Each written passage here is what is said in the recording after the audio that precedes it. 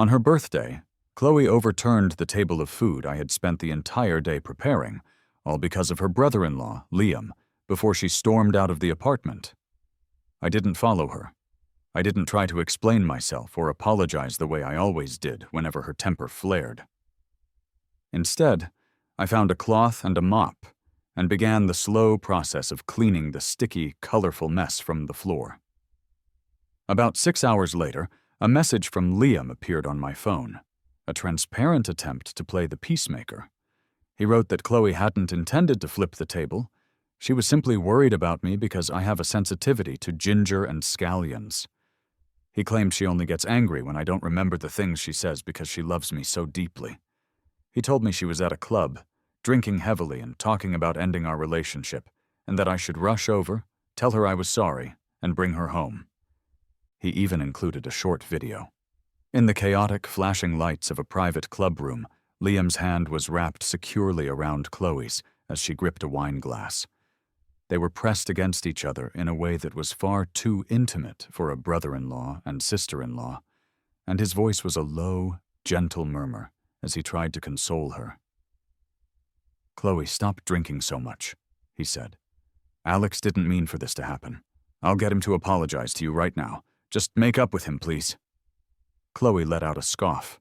"Even if he apologizes, I'm never forgiving him. I've had enough of this life. We're finished. I'm breaking up with Alex." I watched the video of Liam and Chloe clinging to one another for a long, silent moment before I typed my reply on the screen. "An apology won't be necessary. Please tell Chloe for me that her wish is granted. We're done." Practically every single argument and period of cold silence Chloe and I had endured was because of Liam. He was supposed to be her brother-in-law, engaged to her older sister, but a week before their wedding, her sister was in a terrible accident that left her in a coma. Liam didn't abandon the family just because his fiancée was in a vegetative state, and because of this perceived devotion, Chloe always took special care of him. She gave him unlimited access to her properties and knew his habits and preferences with a startling level of detail. She knew he had a preference for sweets, that he detested ginger and scallions, and that milk often upset his stomach. She knew he preferred a minimalist design aesthetic with cool, blue-gray tones, and that he enjoyed cultivating all different kinds of ferns. She also knew he had a fear of thunder and lightning, so on every stormy night, whenever Liam called, she would drop everything and rush over to be with him. It wasn't just for thunderstorms either. Whenever Liam needed her, for any reason at all, Chloe was always just one phone call away. Initially, I felt a great deal of sympathy for Liam and wanted to help Chloe in her efforts to care for him. But over time, I began to notice that Liam seemed to be exploiting her kindness. His reasons for summoning her became increasingly trivial and ridiculous. A cramp in his leg, a minor stomachache, a paper cut on his finger. If Liam were a teenager, I might have understood Chloe's intense level of care, but he was 2 years older than both of us. He was not disabled or incapable of looking after himself. And even if he were, that would be no excuse to monopolize someone else's girlfriend with absolutely no sense of boundaries. Chloe and I began to argue about how deeply Liam was encroaching upon our lives, and problems started to surface between us. Our first major fight happened on Valentine's Day. Chloe had brought Liam along to what I had planned as a romantic dinner for two. The gift she presented to me was identical to the one she gave him. Liam, she explained, was fond of blue-gray tones, whereas I was largely indifferent to those cool colors. I couldn't understand why Chloe would give me a gift that I had no particular feeling for.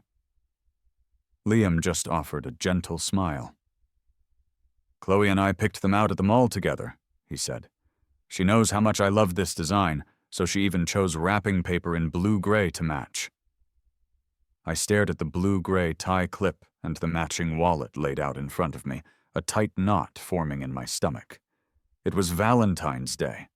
What was the meaning behind Chloe giving Liam a gift?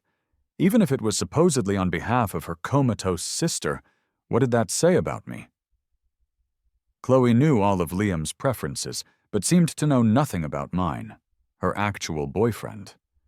Was she just thoughtlessly giving me something Liam would like? The sweet happiness I had felt moments before was instantly soured, replaced by a bitter taste in my mouth, and my appetite completely vanished. In the middle of our dinner, Liam suddenly complained of feeling unwell. Chloe immediately went into a panic, insisting on taking him to the hospital and shouting at me for driving too slowly. It turned out to be a simple case of gastroenteritis. The dishes I had ordered contained an ingredient he couldn't eat. Chloe was furious with me. She said if anything serious had happened to Liam, she would never forgive me, and she proceeded to block me on all my messaging apps over the incident. To be honest, I felt wronged. Yes, I had ordered the food that night, but no one had informed me that Liam would be joining us and playing the third wheel. Besides, isn't he a grown man? Doesn't he know what he can and cannot eat? Despite my feelings, I loved Chloe, and Liam really had gotten sick. In the end, I was the one who had to offer an apology and admit I was at fault before she would finally make up with me. We reconciled, but Liam continued to insert himself between us time and time again, as if he had a GPS tracker planted on her. He always seemed to know what our plans were and would consistently find some flimsy excuse to ruin our dates. I was growing tired of it, but Chloe always swore she just felt sorry for him, and that helping him was akin to helping her sister. Torn, I forgave Chloe's clear favoritism toward him repeatedly. On our 4th anniversary, I planned a special dinner. I lit candles, opened a bottle of expensive red wine, and was ready to celebrate with Chloe. Just as we were exchanging our gifts, Liam showed up uninvited. Upon seeing the custom cufflinks Chloe had given me, Liam's eyes turned red. He choked up and said that Chloe's sister had once promised to give him a very similar pair. In the end, Chloe gave the cufflinks she had custom made for me to Liam. I had wanted those cufflinks for a very long time. I couldn't comprehend why Chloe would just hand my gift over to Liam right in front of my eyes, and I couldn't understand how Liam had the audacity to accept a gift that was clearly meant for me. I was so disappointed and angry at Chloe's blatant favoritism that I gave her the silent treatment for a week. Chloe thought I was being petty, arguing that they were just a pair of cufflinks and she could easily buy me another pair. But I didn't believe I was in the wrong. I had wanted those specific ones for a long time. If Liam wanted cufflinks, he could buy them himself. I would have even purchased them for him. What right did he have to take the ones Chloe gave to me? During this Cold War, Chloe blocked me again. And while we were not on speaking terms, Liam would send me messages every day, urging me to make up with her. He would earnestly advise me to be the bigger person and apologize to Chloe. Whenever he sent these messages, he would invariably include photos or videos of him and Chloe spending time alone together. In these clips, they were traveling, eating at nice restaurants, and shopping together, acting as close and intimate as any couple. Seeing those images and videos he sent, I was so angry I could have coughed up blood. I don't think any man could tolerate his girlfriend being that intimate with another guy, especially right after a fight. Even though Liam was technically her brother-in-law, it still made me sick to my stomach. I considered ending things with Chloe for good. Just as I had made up my mind, Liam sent me another one of his peacemaking messages, along with a video. He said Chloe was sick. In the video, Chloe was lying in a hospital bed, wearing a patient's robe, a pained expression on her face while Liam gently wiped her forehead and neck with a towel. Seeing that video made me incredibly angry, but then I saw the long, faded scar on her waist, and my heart softened. That scar was because of me. A few years ago, some thugs had cornered me on my way home from school. Chloe had jumped in without a second thought, taking on all 5 of them by herself, and ended up with several broken ribs. The scar on her waist was a permanent reminder that she had once protected me. Before Liam entered our lives, Chloe had been so incredibly good to me. Thinking about our shared past, I caved and went to the hospital to make up with her, ending our Cold War. After that fight, Chloe proposed to me. She said I was the only one she truly loved, and that she only took care of Liam out of a sense of pity and familial duty. Chloe said she couldn't imagine a life without me and wanted to marry me so we could be together every day. We started planning the wedding, getting formally engaged, writing out invitations, and preparing everything we would need. As we were getting things ready, Liam, as always, popped up to cause trouble, finding all sorts of ways to command Chloe's attention. The fact that he would call her over for every minor headache and fever was starting to make me suspicious, but I tried not to think too much of it. Then, on the day we were scheduled to try on our wedding attire, Chloe never showed up.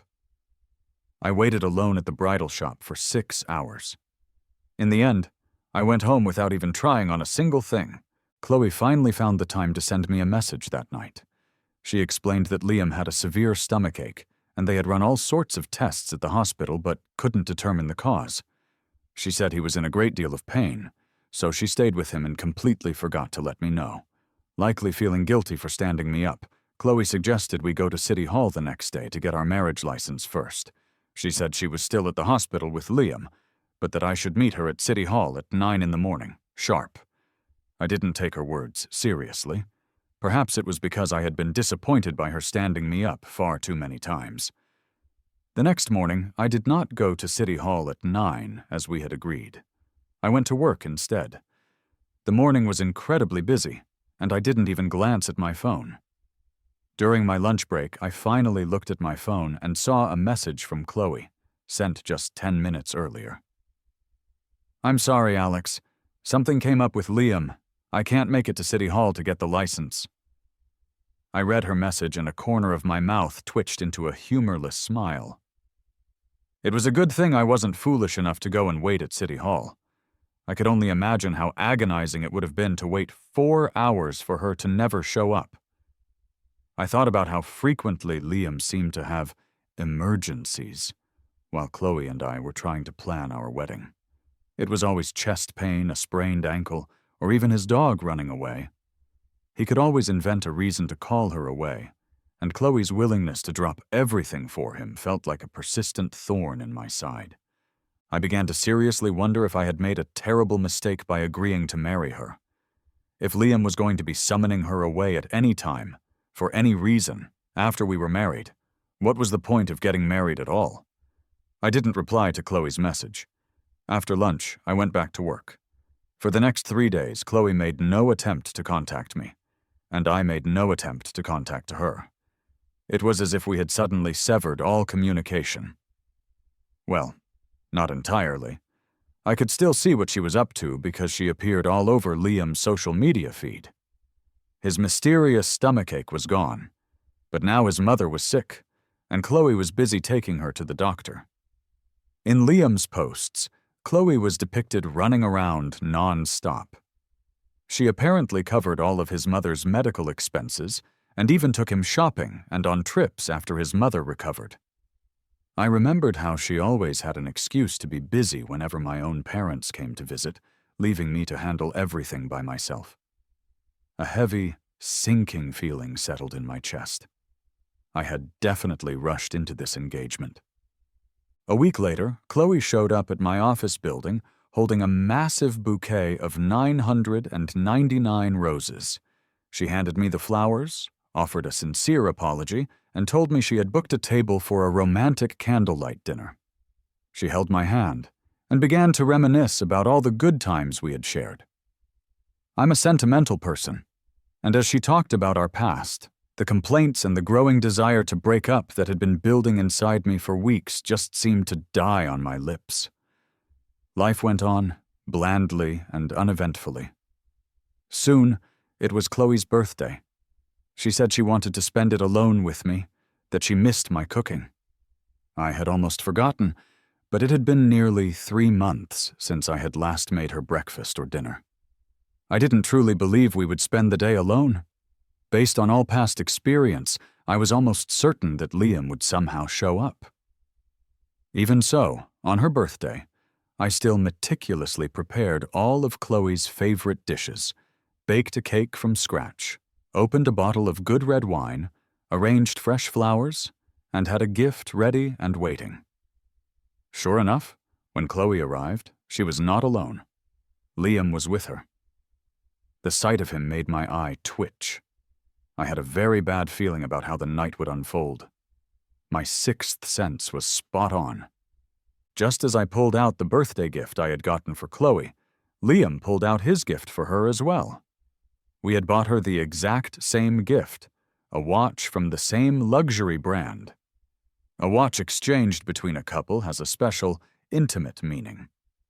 I had ordered this specific watch for Chloe 6 months ago. I gave it to her because we were in love, and I wanted her to think of me and feel my presence whenever she looked at the time. But Liam was her brother-in-law. What was his intention in giving his sister-in-law a watch? And even if he did, why did it have to be the exact same one as mine? What game was he trying to play? I was furious. It felt like I had just swallowed a fly. This time I didn't hold back my feelings. I directly asked Liam what he meant by giving Chloe the same gift as me. Faced with my direct question, Liam's eyes instantly welled up with tears. He claimed he just had thought the watch was nice and had bought it as a simple birthday present for Chloe, without giving it much thought.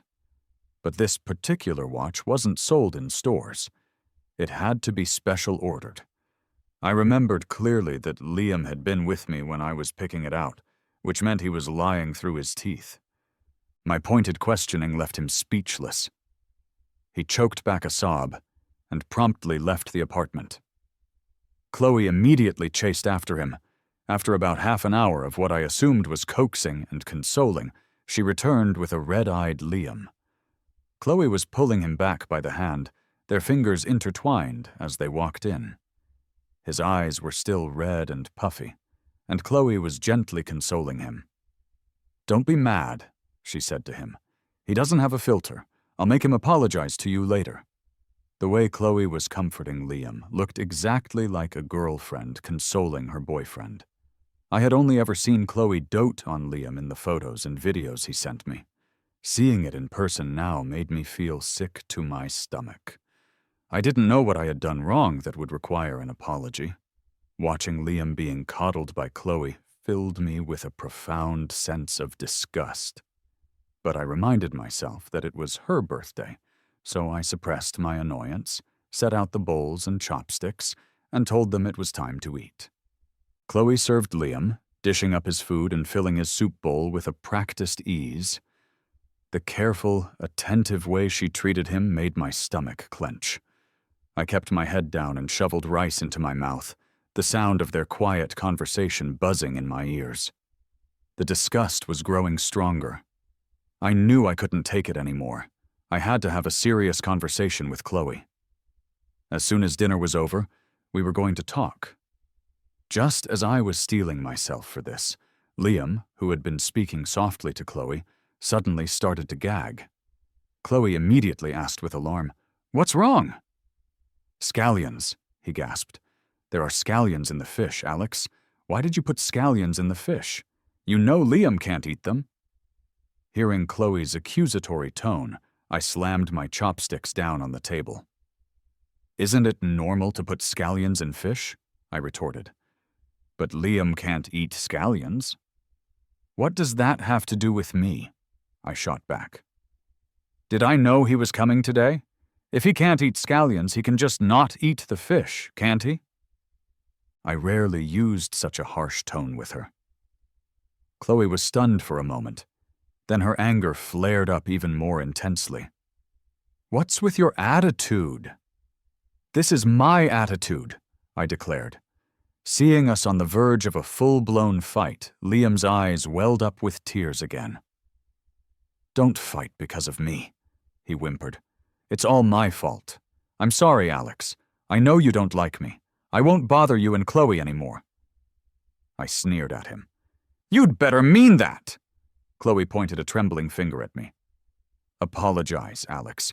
You apologize to Liam right now. And if I don't, then we're breaking up." "As you wish." The moment those words left my mouth, Chloe flipped the entire table. The dishes I had worked so hard on, the cake, the red wine, all of it smashed onto the floor in a chaotic mess. Hot soup splashed onto me, stinging my skin. A sharp shard from a broken wine bottle cut deeply into my calf. I heard Liam cry out in pain. "It hurts! It's so hot!" Chloe immediately helped Liam up and rushed him out the door. I looked down at the gash on my leg, blood steadily flowing from the wound, and a bitter smile formed on my lips. It was crystal clear who was more important to Chloe. I found the first aid kit, treated my own wound, and then began cleaning up the wreckage. As I cleaned, memories of my time with Chloe flashed through my mind like a movie. Chloe had been good to me, but that kindness was conditional. When Liam wasn't causing trouble, she was the perfect girlfriend. But as soon as he showed up, she would invariably choose him over me. I didn't want to be the perpetual runner-up anymore. I wanted to be the only one. My mind was made up. That's when Liam's message came through. Seeing him nestled so intimately against Chloe, hearing her casually talk about our relationship and her desire to break up with me, I didn't feel as sad as I had expected. I typed out each word carefully on my phone. "As she wishes. We're breaking up." After sending the reply, I started packing my things. The apartment I was living in had been bought by Chloe, but I had designed the entire interior. Every single piece of furniture, from the large items like the sofa, bed, and cabinets, down to the small decorations and even the tissue boxes, had been carefully chosen by me. Now that we were breaking up, there was no reason to leave them behind. I wasn't like Chloe, a rich girl born with a silver spoon in her mouth. I was just a regular guy. I had bought all that furniture to match her specific tastes. It was expensive and had cost me a lot of money. I couldn't just walk away and leave it all for her. To cut my losses, I listed all the carefully selected furniture for sale online. The price was less than half of what I had originally paid, which stung, but it was the best way to minimize the financial damage. In our 5 years together, Chloe had given me a lot of expensive things. Since we were breaking up, I obviously couldn't take them with me. But I could take back what I had given her. I sorted all the gifts she had ever given me into categories and packed them neatly into boxes. Then, I listed the bags and cufflinks I had bought for her on a second-hand marketplace. The watch I was going to give her tonight was now a lost cause, and since I couldn't return it, I listed that online as well. I also called the wedding planning company to officially cancel the wedding. Chloe and I had bought each other wedding rings. Since we were breaking up, there was no longer a need for them, so I called the jeweler to return the ring I had purchased for her. Dealing with all these miscellaneous tasks took me several days. Chloe never came back to the apartment, not even once. She didn't send me a single message. I didn't even have to check. I knew she had blocked me, just like all the other times before. Since she had chosen to block me, there was no need to tell her we were breaking up in person. Liam would surely pass the message along for me. While there was no news from Chloe, Liam sent me messages every day, telling me to apologize. It was the same old routine, always accompanied by various videos of him and Chloe being intimate. Chloe had bought him an expensive watch to make up for my supposed rudeness, and had even taken him on a trip to France. They strolled through lavender fields and watched the sunset from the Eiffel Tower. Watching the videos Liam sent, I didn't feel much pain. Instead, it confirmed a suspicion I had harbored for a while. Liam had romantic feelings for Chloe. And as for Chloe's feelings for him, based on the videos and photos, it seemed to be mutual. So my stepping aside was exactly what they both wanted.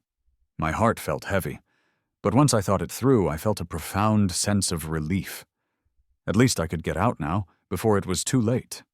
On Wednesday, it was our mutual friend Mark's birthday. I bought a gift and went to the party. When I reached the door of the private room, I could hear voices from inside. Someone was asking Chloe, "Chloe, what's going on with you and Alex? I haven't seen you two together in a while. Chloe replied nonchalantly, We broke up. What? Weren't you guys getting married? Someone else asked. People can get divorced after they're married. Isn't it normal to break up before you even get there? Even though I had already decided to make a clean break, hearing her say it so casually still stung a little. Mark asked her, Are you sure you want to break up with Alex? You guys have been together for so many years. Unless it was something major, I don't think you need to go this far. Then I heard Liam's gentle voice. It's not serious enough to break up. They're just having a little disagreement. When Alex gets here, I'll have a good talk with him. He loves you so much, Chloe. As long as he's willing to apologize, you should forgive him this time. Chloe's friends all chimed in to persuade her. Alex is so good-natured and he loves you so much, he'll definitely apologize. We'll help talk to him later. Chloe seemed pleased by this. Well, it depends on his attitude, she said smugly. If he's willing to admit he's wrong and apologize, I suppose I can forgive him. But if he's stubborn, then he can't blame me. After all, the wedding is just a few days away. The implication was clear. I was desperate to marry her, but she was in no particular hurry. A sarcastic smile spread across my face as I pushed open the door. The moment I appeared, the room fell silent. Mark stood up with a smile to greet me. I gave him his gift and was about to find a seat away from them, and then leave early. But Mark, trying to play peacemaker, grabbed me and tried to make me sit in the empty chair next to Chloe. Seeing this, Liam, who was sitting right beside Chloe, didn't even bother to move. And Chloe just sat there with her arms crossed, looking smug, as if she was certain I wouldn't refuse to sit by her side and beg for her forgiveness. I felt sick to my stomach.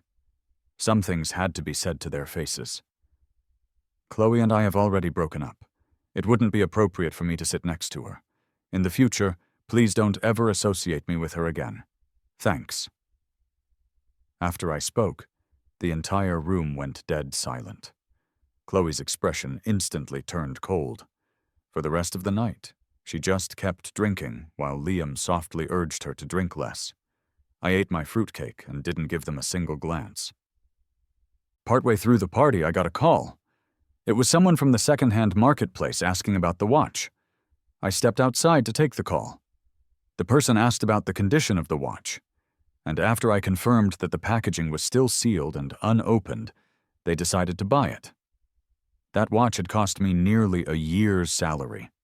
I ended up selling it at a 10% loss, and even though I lost money, at least I got most of it back.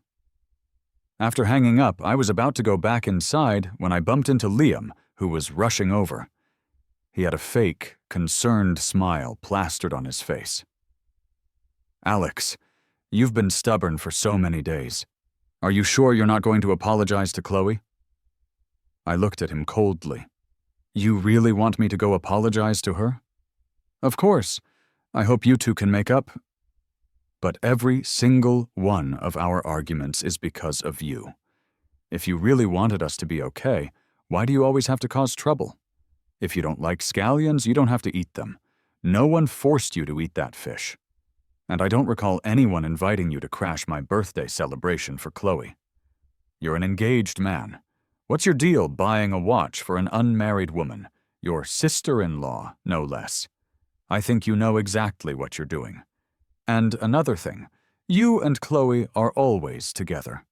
I've never in my life seen a brother-in-law and sister-in-law who hug and hold hands without any sense of propriety.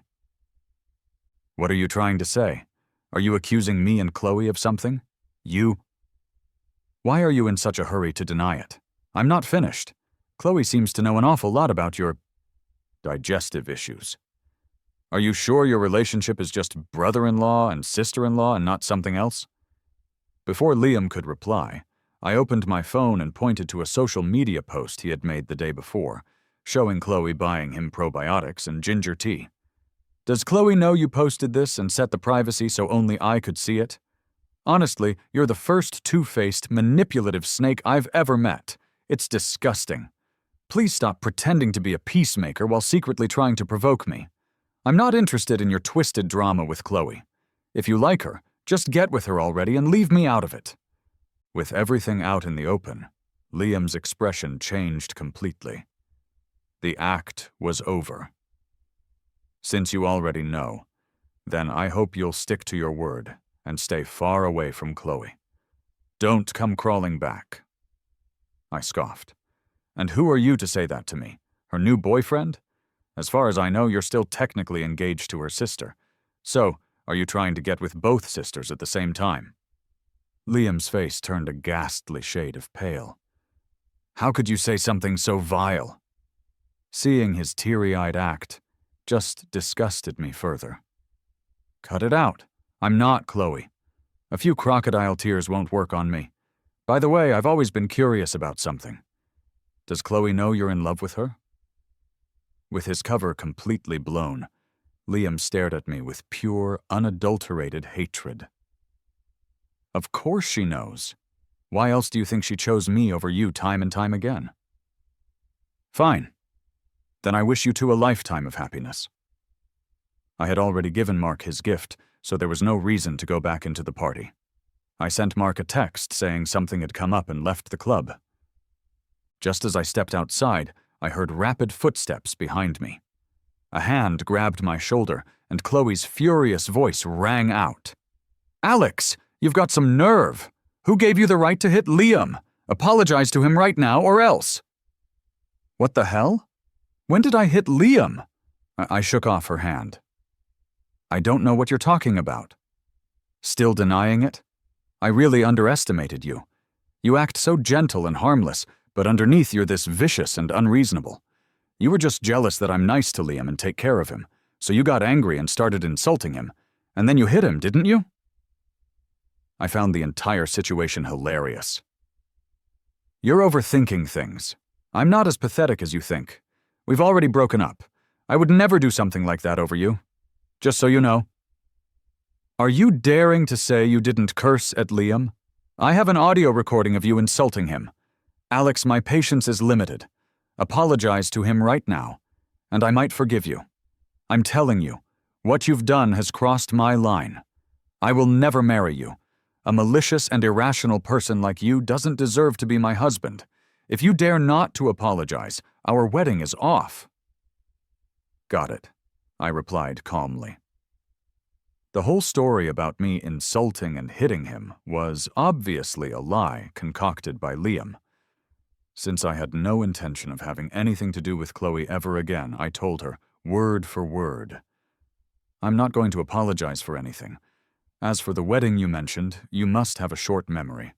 We've already broken up, so we couldn't possibly get married, right?" I watched as Chloe's face turned from red to white, then to a sickly green. She glared at me as if I were the worst person on earth. "Alex, since you're choosing the hard way, don't blame me. I'm telling you, assault is illegal. I'm calling the police right now." I just found it laughable. Chloe was actually willing to send me to jail to protect Liam. She really must love him. Since she was so eager to stand up for him, I'd let her. I said slowly, "Then call the police and let them handle it." Just as I finished speaking, Liam suddenly darted out. He looked completely different from the smug person he had been just moments ago. There was a clear red handprint on his face. He grabbed Chloe's hand. "Chloe, Alex didn't mean it. Just let it go." I looked at this pathetic act and found it ridiculous. "Mr. Evans, are you sure I actually hit you?" Liam didn't answer. He just started crying. His act was nauseating, trying to frame me thinking I was a pushover. I said clearly, "Miss Vance, Mr. Evans, just a reminder, the club has security cameras. We can just check the footage to see if I hit him or not." The moment I said that, Liam's face changed. He grabbed Chloe's hand and cried, "Chloe, please don't do this to Alex. How am I supposed to face anyone after this? It's okay if I'm a little wronged. Let's just drop it. I'm begging you, okay?" Hearing this, Chloe looked at me furiously. "Alex, what more do you want? Why are you being so difficult?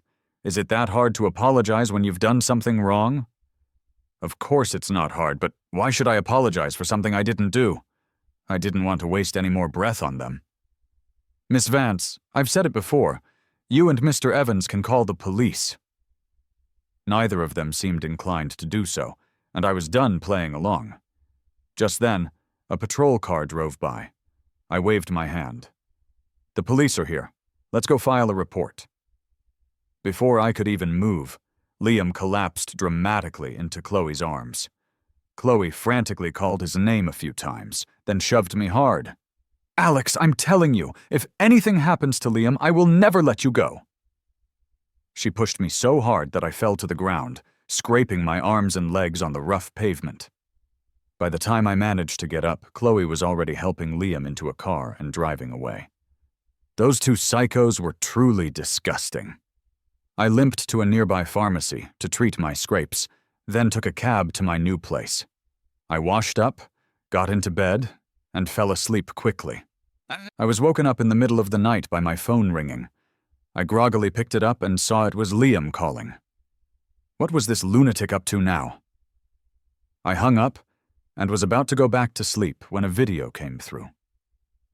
In a dimly lit room, Chloe was lying on a bed, seemingly wearing only a robe. The long scar on her waist was faintly visible in the shadows. Liam opened the door, carrying a cup. He gently nudged Chloe. Chloe, time to drink your hangover soup. With her eyes still closed, Chloe let Liam lift her head and help her drink the soup before she lay back down. The video must have been edited, because the scene suddenly changed. Chloe was clinging tightly to Liam. He was pushing her away, his voice low. Chloe, it's me, Liam. I'm not Alex. Look clearly.